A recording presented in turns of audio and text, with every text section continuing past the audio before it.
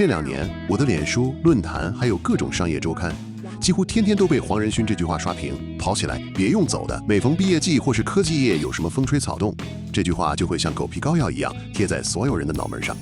每次看到那些年輕人一臉焦慮地轉發這句話，我就想冷笑。我看着台下那些剛拿到證書、眼裡閃爍着清純光芒的畢業生，再看看網絡上那些一邊加班到深夜，一邊拿這句話當興奮劑、自我催眠的社畜，我心裡就直犯嘀咕。大家好像都覺得，只要腳步不停，只要把速度加到最快，就能在這個被人工智慧攪得天翻地覆的時代裡分到一杯羹。但我這個快活到半世紀的大叔，今天真想跟你們說句大實話。如果你是一個雙眼被蒙上的瞎子，跑起來除了讓你更快掉進懸崖、更快撞上水泥牆之外，到底還有什麼用？你可能覺得我在唱反調，人家黄仁勳現在是身價破兆的科技巨頭，拯救了整個晶片產業的救世主，他說的話還能有錯？沒錯，他的話在特定情境下確實是金石良言。可是我们這個社會最擅長的事情，就是把偉人的複雜智慧簡化成一句無腦的口號，然後灌進每個人的嘴巴裡。當大家都瘋狂跟風、盲目狂奔的時候，根本沒有人停下來問一句：我們到底在往哪裡跑？我們的跑道前面是黃金還是萬丈深淵？你有見過自己現在的生活狀態跟那些在滾輪上瘋狂奔跑的倉鼠沒什麼兩樣？你每天早上被鬧鐘驚醒，像打仗一樣衝出門，擠上塞得水泄不通的捷運，心裡默默計算着今天有幾個專案要趕，有幾封信要回。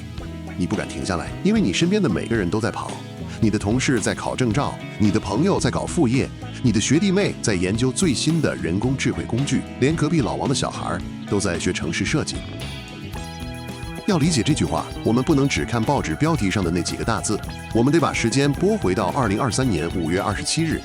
那天台北的天氣已經有些悶熱，台灣大學的綜合體育館裡擠滿了穿着學士服的畢業生，每個人臉上都寫滿了興奮與不安。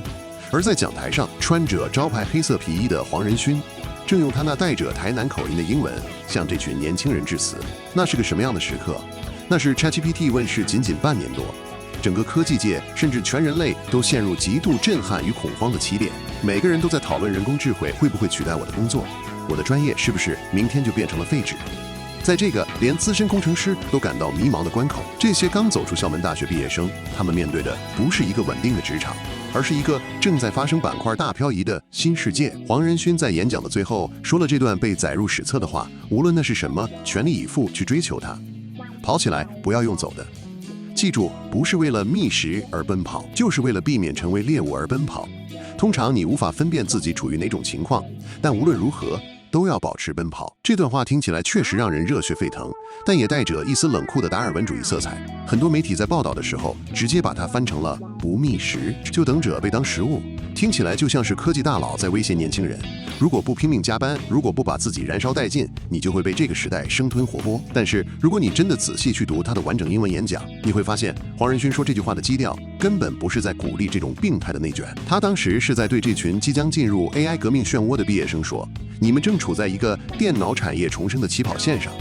40年前，他從學校畢業的時候，剛好趕上了個人電腦和微處理器的革命。而現在，這群年輕人手上拿着的是人工智慧這個比 PC 還要強大100倍的工具。他是在告訴畢業生，這是一個千載難逢的機會，但也是一個速度極快的賽道。在這個時候，如果你還用過去那種四平八穩、按部就班的態度去面對工作，你根本連門票都拿不到。你必須像當年那些在矽谷車庫裡創業的瘋子一樣，看到機會就立刻撲上去，用最快的速度去嘗試、去犯錯、去修正。跑起來的意思是讓你保持高度的敏銳度和行動力，主動去擁抱新技術，而不是坐在原地等着別人來餵你。這是一種對未來的主動權爭奪戰。黃仁勳很清楚，在科技的世界裡沒有所謂的安全地帶。一家公司如果停止創新，可能只需要幾個月就會從巔峰跌落谷底。他創立 NVIDIA 這30年來，幾乎天天都活在這種公司可能在30天內倒閉的危機感中。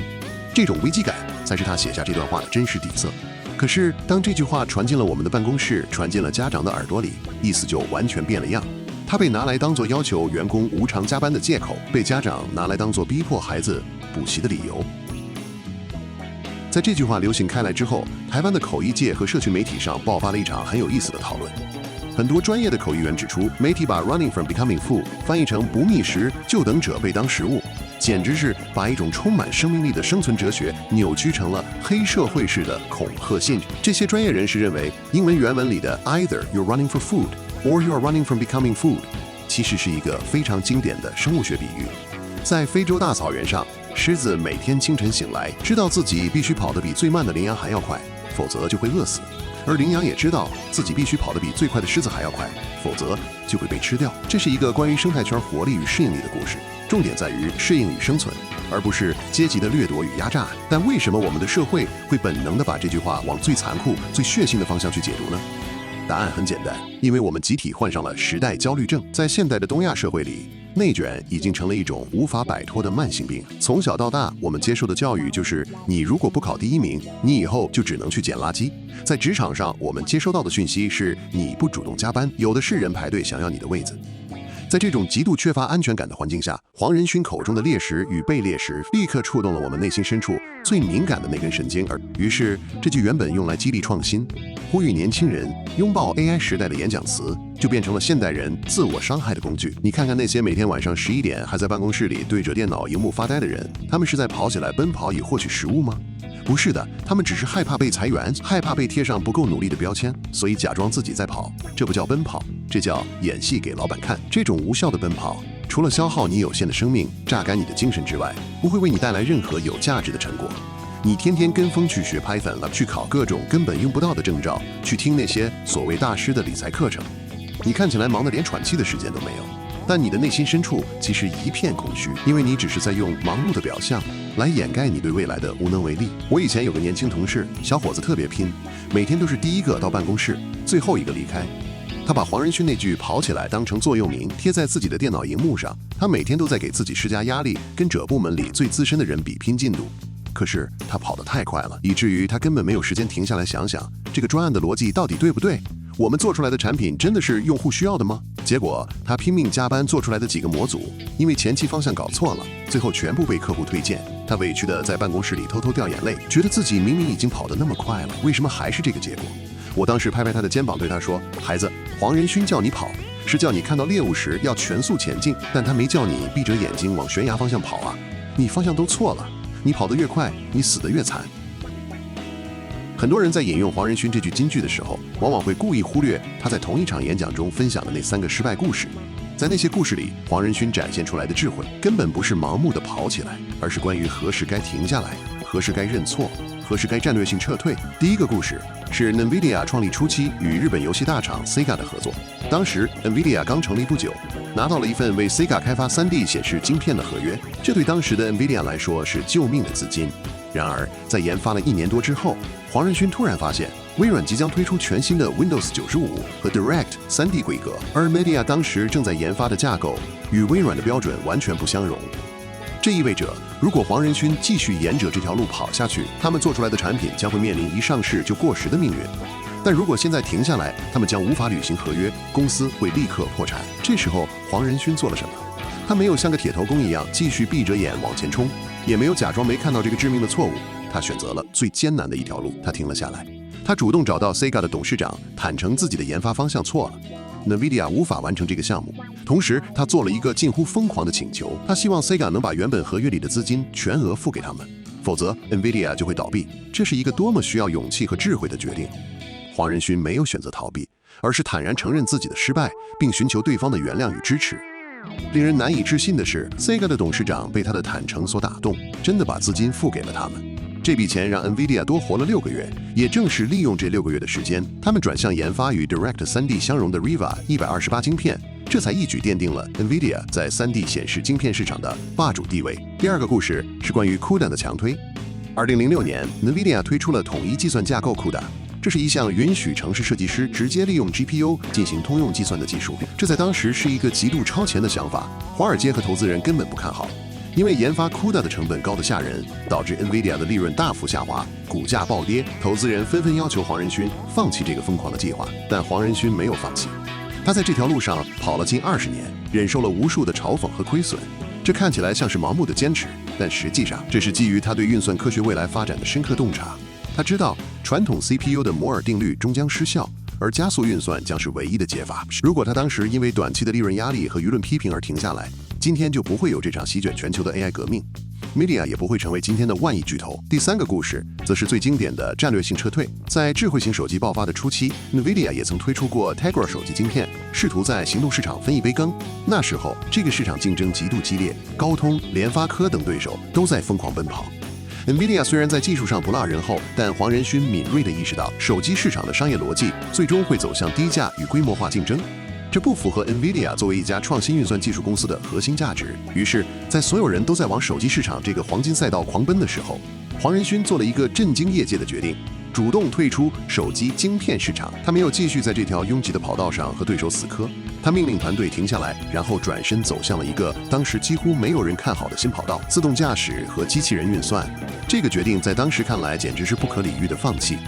但正是這次戰略性撤退，讓 NVIDIA 避開了手機晶片的殘酷價格戰，並且在自動駕駛和邊緣運算領域提前布局了10年。大叔，我活了快半個世紀，見過的人、看過的事實在是太多了。如果現在要我給你們這些年輕人提個醒，我最想說的其實是，在這個大家都瘋狂鼓吹奔跑的時代，那些跑得最快的人，往往也是跌得最慘，甚至最早退出賽局的人。我有個大學同學，在我們那個年代，他簡直就是跑起來的完美化身。當我們還在為期末考發愁的時候，他已經在外面和學長合夥開公司了。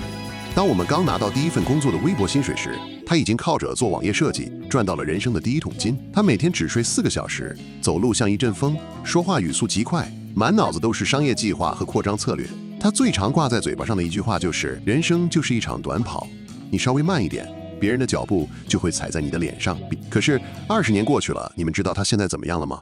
他在35歲那年，因為長期高壓工作和不規律的作息，突發急性心肌梗塞，差點把命丟在辦公室裡。雖然最後搶救了回來，但他的身體徹底垮了，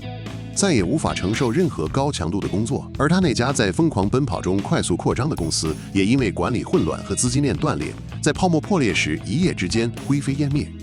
現在的他在一家普通的公司裡做着一份閒職，每天最大的願望就是能按時下班回家陪老婆孩子。前陣子我和他一起喝酒，他看着窗外的街景，突然自嘲地對我說：“老頭 Z 呀，我年輕的時候總覺得自己跑得夠快，就能把所有人都甩在後面。現在我才明白，人生根本不是一場短跑，甚至不是一場馬拉松，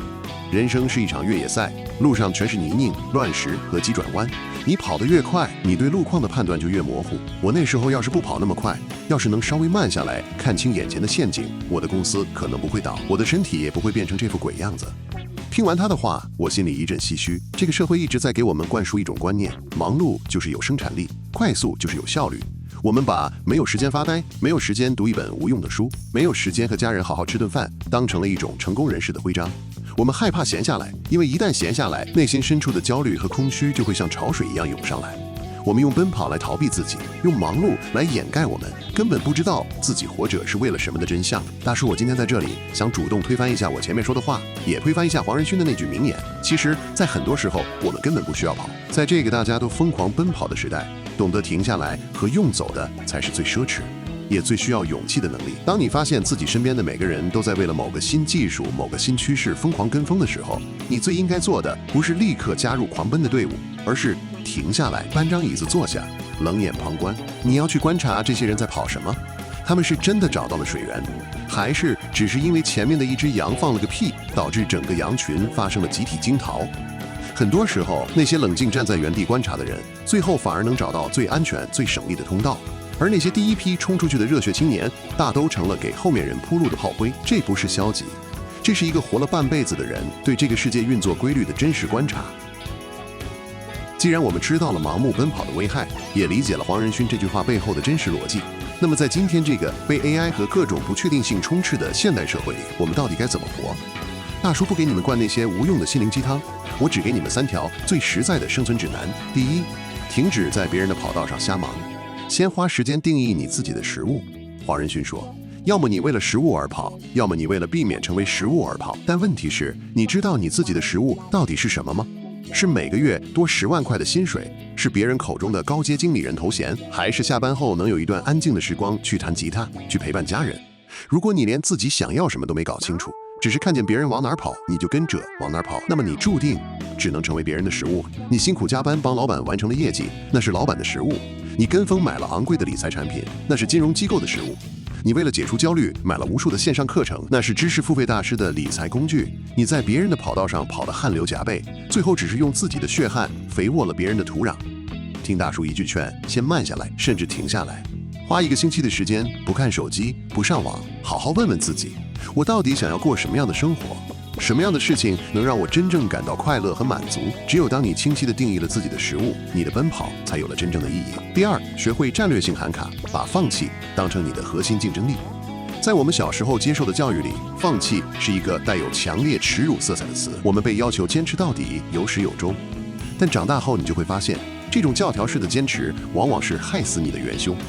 看看黄仁勳，如果他當年不果斷放棄與 Sega 的合約，如果他不主動退出智慧型手機市場，今天根本不會有 NVIDIA 的輝煌。在一個變動極快的時代裡，快速認錯、及時止損的能力，比盲目的堅持要重要100倍。當你發現自己正在做的專案已經沒有前途，當你發現自己待的公司正在走下坡，或者當你發現自己目前的職涯規劃根本不適合自己時，不要因為我已經投入了這麼多時間和精力而捨不得放手。那是典型的沉沒成本謬誤。你要像個老練的賭徒一樣，發現牌面不對，立刻蓋牌離場。你的精力和時間是有限的，你只有勇敢地放棄那些已經腐爛的賽道，你才有足夠的體力和空間去迎接下一場真正的機会。第三，學會跑跑停停，保持靈魂的彈性。人生是一場極其漫長的旅程，不是一场90秒的短跑。你不能一直把油門踩到底，否則引擎遲早會燒毀。真正的智者都懂得动靜結合的藝術，在機會來臨、方向明確的時候，你要像黃仁勳說的那樣，全速奔跑，跑得比誰都快，不顧一切地去追逐你的目標。但在局勢不明朗、自己感到疲憊或迷茫的時候，你要有勇氣立刻拉下手剎車，讓自己停下來去旅行，去讀幾本和工作完全無關的小說，去陽台上發發呆、看看雲，甚至只是好好睡幾天大覺。這些看似在浪費時間的行為，其實是在給你的心靈充電，讓你的大腦有空間去整理資訊、重構思緒。當你重新出發的時候，你會發現自己的視角更清晰，腳步也更輕盈。最後，大叔想留給你们一個問題，希望你們今天晚上躺在床上的時候，能閉上眼睛好好想想，你現在每天這麼辛苦的奔跑，到底是因為你看到了前面有你真心渴望的食物，還是僅僅因為你害怕被後面的人吃掉，而在跟着大家一起瞎跑？這個問題沒有標準答案，但你的答案將會決定你未來10年是會跑出一個屬於你自己的精彩人生，還是只會在這個焦慮的時代裡把自己跑成一個精疲力竭的藥罐子。人生觀測站，我們下次見。